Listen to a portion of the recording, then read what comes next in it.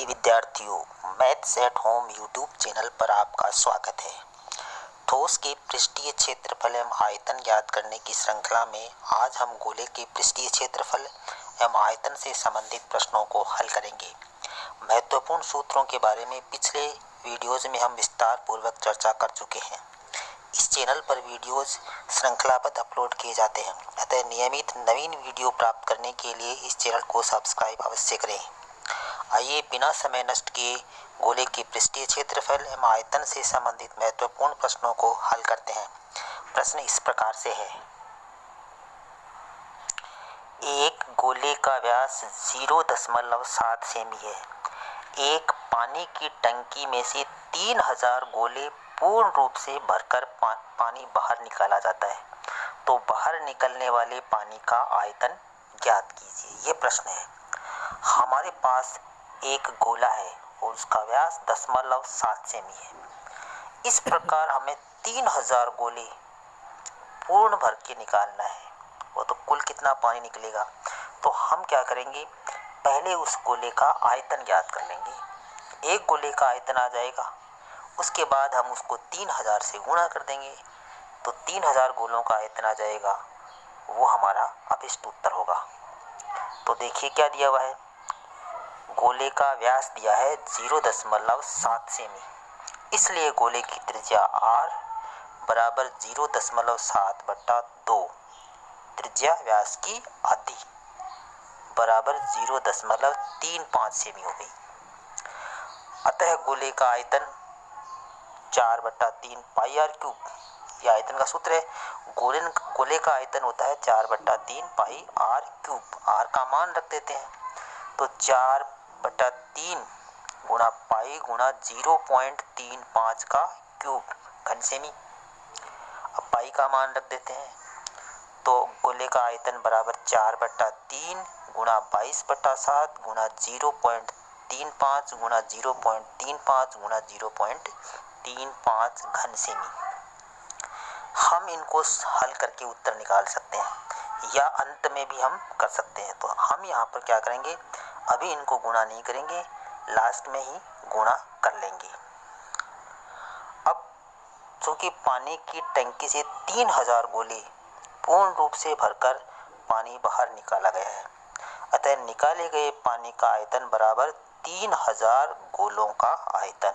जो एक गोला है उसको 3000 से गुणा कर देंगे, तो बराबर हो जाएगा 3000 गुणा 4/3 गुणा 22/7 गुणा 0.35 गुणा 0.35 गुणा 0.35 घन सेमी। इनको सरल करने पर 53,900/100 होगा। 0 से 0 कट गए, तो 539 घन सेमी। अतः बाहर निकलने वाले पानी का आयतन 539 घन सेमी। पहले हमें एक गोले का आयतन ज्ञात करना है। एक गोले का आयतन त्रिज्या दी हुई है, सूत्र में मान रखे एक गोले का आयतन ज्ञात कर लेंगे। गोले का आयतन 4/3 पाई r क्यूब होता है, और एक गोले का आयतन हमें मिल गया, तो 3000 गोलों को का आयतन ज्ञात करना है, तो 3000 से गुणा कर लेंगे। तो 3000 से गुणा करने पर एक गोले के आयतन को हमारा अभिष्ट पानी का आयतन आ जाएगा। अतः बाहर निकलने वाले पानी का आयतन 539 घन सेमी हो गया। आइए एक प्रश्न और लेते हैं। एक खोखले अर्धगोलीय बर्तन के बाह्य और अंतः व्यास क्रमशः 43 सेमी और 42 सेमी है। यदि उस पर रंग करवाने का व्यय 7 पैसे प्रति वर्ग सेमी हो, तो बर्तन पर रंग करवाने का व्यय ज्ञात कीजिए। हमें दिया हुआ है एक अर्धगोलीय बर्तन, खोखले अर्धगोलीय बर्तन के बाह्य और आंतरिक व्यास दिए हुए हैं, और उस पर रंग कराने का यानी संपूर्ण पृष्ठ का क्षेत्रफल ज्ञात करना है। तो आइए हल करते हैं। मान लेते हैं पहले अर्धगोलीय बर्तन की बाह्य और अंतः त्रिज्या r1 और r2 है। तो यहाँ पर r1 हो गया बाह्य त्रिज्या है, तो 43/2, 43 बाह्य व्यास है, इसलिए 43/2 बाह्य त्रिज्या होगी, यानी 21.5 बाह्य त्रिज्या r1 लिख दिया हमने।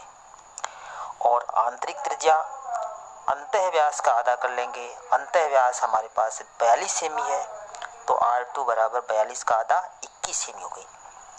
R1 हमारा 21.5 सेमी और R2 बराबर 21 सेमी। अब हम गोले का संपूर्ण पृष्ठ ज्ञात करना है, तो सारे पृष्ठ जितने भी हैं उनको सबको जोड़ना है। तो पहले तो हम अर्धगोलीय बर्तन का बाह्य पृष्ठीय क्षेत्रफल हम जानते हैं 2 पाई R1 स्क्वायर होगा। 2 पाई R1 स्क्वायर ये बाह्य पृष्ठ का क्षेत्रफल है। इसी प्रकार से अर्धगोलीय बर्तन का अंतः पृष्ठ का क्षेत्रफल 2 पाई R2 स्क्वायर, बाह्य पृष्ठ का क्षेत्रफल 2 पाई R1 स्क्वायर, अंतः पृष्ठ का क्षेत्रफल 2 पाई R2 स्क्वायर, और जो रिंग बनती है उसका क्षेत्रफल कितना होगा, बाह्य वृत्त में से आंतरिक वृत्त घटा देंगे, तो रिंग का क्षेत्रफल पाई R1 square minus pi R2 square. अब इन सब को जोड़ेंगे तो हमें संपूर्ण पृष्ठीय क्षेत्रफल मिल जाएगा। अतः रंग करवाने के लिए संपूर्ण पृष्ठीय क्षेत्रफल बराबर बाह्य पृष्ठीय क्षेत्रफल प्लस आंतरिक पृष्ठीय क्षेत्रफल प्लस उस रिंग का क्षेत्रफल। तो हमारे पास संपूर्ण पृष्ठीय क्षेत्रफल हो गया 2 पाई R1 स्क्वायर जो बाह्य है प्लस 2R2 स्क्वायर आंतरिक पृष्ठ है प्लस उस रिंग का क्षेत्रफल पाई R1 square minus pi R2 square. तो यहाँ पर 3 पाई R1 स्क्वायर और 2 पाई R2 स्क्वायर में से 1 पाई R2 स्क्वायर घटाया तो पाई R2 स्क्वायर एक ही बचा, तो पाई कॉमन लेंगे तो पाई ब्रैकेट में 3R1 square plus R2 square, ये हमारे पास एक सूत्र बन गया। खोखले गोले का संपूर्ण पृष्ठीय क्षेत्रफल का सूत्र बन गया। अब मान रख देते हैं, पाई का मान 22/7 गुणा ब्रैकेट में 3 गुणा 21.5 का स्क्वायर प्लस 21 स्क्वायर बराबर 22/7 गुणा 3 गुणा 21.5 का स्क्वायर 462.25 प्लस 21 का स्क्वायर 441। अब बराबर 22/7 गुणा ब्रैकेट में 3 से गुणा कर दिया 462.25 को, तो 1386.75 हो गया प्लस 441। ब्रैकेट की संख्याओं को जोड़ लेते हैं तो 22/7 गुणा 1827.75 वर्ग सेमी आ गया। ये हमें रंग करवाने के लिए संपूर्ण पृष्ठीय क्षेत्रफल मिल गया। अब हमें खर्चा ज्ञात करना है। 1 वर्ग सेमी पर रंग कराने का खर्चा 7 पैसे है और इसको रुपए में चेंज करेंगे तो 7/100 बराबर 0.07 रुपये हुए और इनको उस क्षेत्रफल से गुणा कर देंगे। तो इसलिए रंग कराने का व्यय बराबर 22/7 गुणा 1827.75 गुणा 0.07, जो हमारा क्षेत्रफल आया संपूर्ण पृष्ठीय उसको 10 से गुणा कर दिया तो दशमलव हटा देंगे, ऊपर 4 दशमलव है तो 10,000 रुपये नीचे, और 22 गुणा 182,775 गुणा 7/7 गुणा 10,000, 7 से 7 काट दिया, ऊपर की संख्याओं को गुणा करके 10,000 का भाग लगा देंगे तो हमारा उत्तर आ गया 402.11 रुपये। इस तरह से हमने उस खोखले अर्धगोलीय बर्तन के संपूर्ण पृष्ठ पर रंग कराने का व्यय ज्ञात कर लिया तो 402.11 रुपये आया। आशा है आपको वीडियो पसंद आया होगा। लाइक कीजिए, कमेंट कीजिए, अपने दोस्तों में शेयर कीजिए। चैनल को अभी तक सब्सक्राइब नहीं किया है तो सब्सक्राइब अवश्य कर लीजिए। Thanks for watching.